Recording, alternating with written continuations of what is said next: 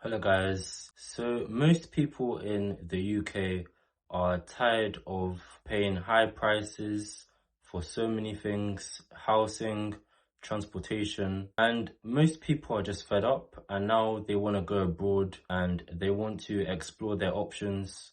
So if this is you, make sure to keep on watching the video so you guys can know more. So today we're going to explore if you can actually live off £1,000 a month on rent when living in places like Nairobi, Kenya. So in Nairobi, let's say that you want to live a average lifestyle, you want to have the basic stuff in life, like you want to be able to have a nice accommodation with a nice view, with different amenities such as swimming pool, gym, uh, bars, cafe. So if you want to find good places to live in terms of different areas that you can live in, you know, if you're coming from the UK, the US, Canada, the best places to live for expats, people looking to maybe retire there, or you're a digital nomad. So you've got places like Kilimani, Westlands, Kileleshwa. Those are the main areas that I know of. I know that there are plenty more areas that people can live in, but when I was in Kenya, those are the places that I kind of went to explore and see the area as well. So if you are a single man and you have no commitments, you have no children, basically like me, and let's say that you want to look for a one-bedroom apartment. So if you want to buy any accommodation in those areas, you're looking at about 60,000 Kenyan shillings to about 400,000 Kenyan shillings, which is the most expensive property that you can get if you're single and you're living by yourself and you have no commitments. So roughly, if we calculate this, it ends up being around £300 or less, depending on where you are in Nairobi, to about £2,000 a month on rent. So obviously, if you have a family and you're looking at a 4-bedroom house, it's going to be a lot more expensive. So these are not the average apartments that you would get here in London. You're going to get more for your money. You're going to get a lot more services.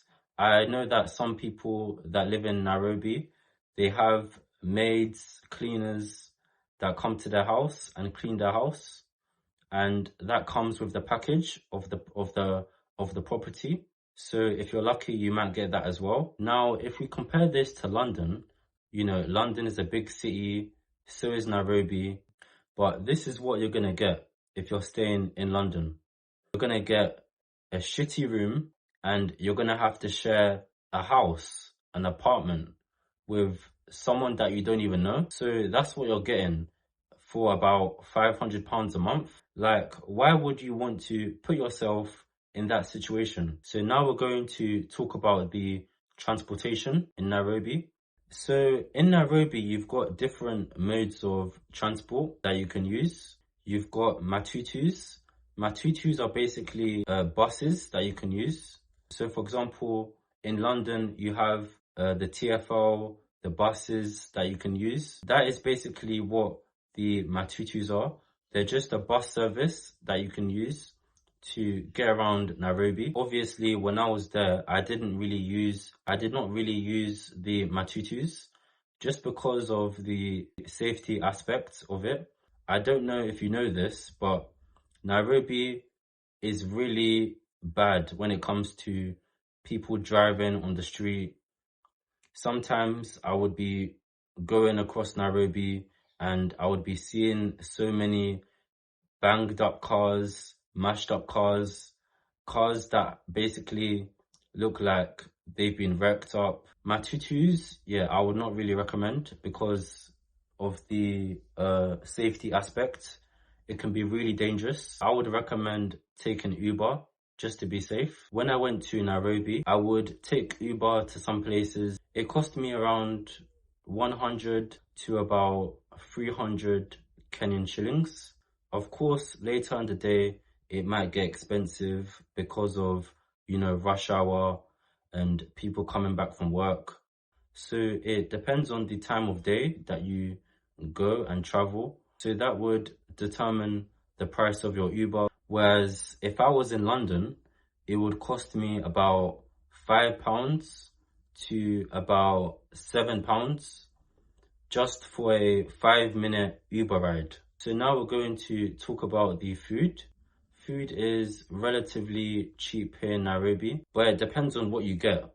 Obviously, if you get things like rice, fruit, they're going to be a lot more cheaper. But if you get things like meat, fish, natural protein sources, they're going to be a bit more expensive. Sometimes they can be comparable to London prices. They can be a bit similar. For example, in Nairobi, you've got supermarkets that you can go to. The one that I went to was called Carrefour Supermarket in Westlands. If you get chicken breast, you're looking at anywhere from around 549 Kenyan shillings. So if you're looking to buy chicken, you're looking at around 1,000 Kenyan shillings per kilo. So you're looking at around £2 to £5. So it's not far off from UK prices. But if you're someone that, spends a lot, eats a lot of food, you're probably going to spend a bit more, especially if you go to popular supermarkets like Carrefour. Of course, you can go to local markets, but if you're not a local and you're a foreigner, people are most likely going to overcharge you for being a foreigner. So what I would recommend is that you go to the market with someone that you know that is from Kenya, so then they can kind of communicate with them and get them to lower the price. So it's just about knowing people when it comes to getting things for cheaper. So to summarize, yes, you could live off £1,000 a month in Nairobi, Kenya, but it depends on what type of lifestyle that you want to live. If you want to live an average lifestyle, yes, you could get by with £1,000 a month. But if you're looking to live that nice lifestyle, looking to go on multiple dates with women, you're looking to eat out every day, you might not be able to get by with £1,000 a month. So if you guys have any questions about Nairobi, make sure to leave a comment down below. Also, make sure to like the video and subscribe. Peace.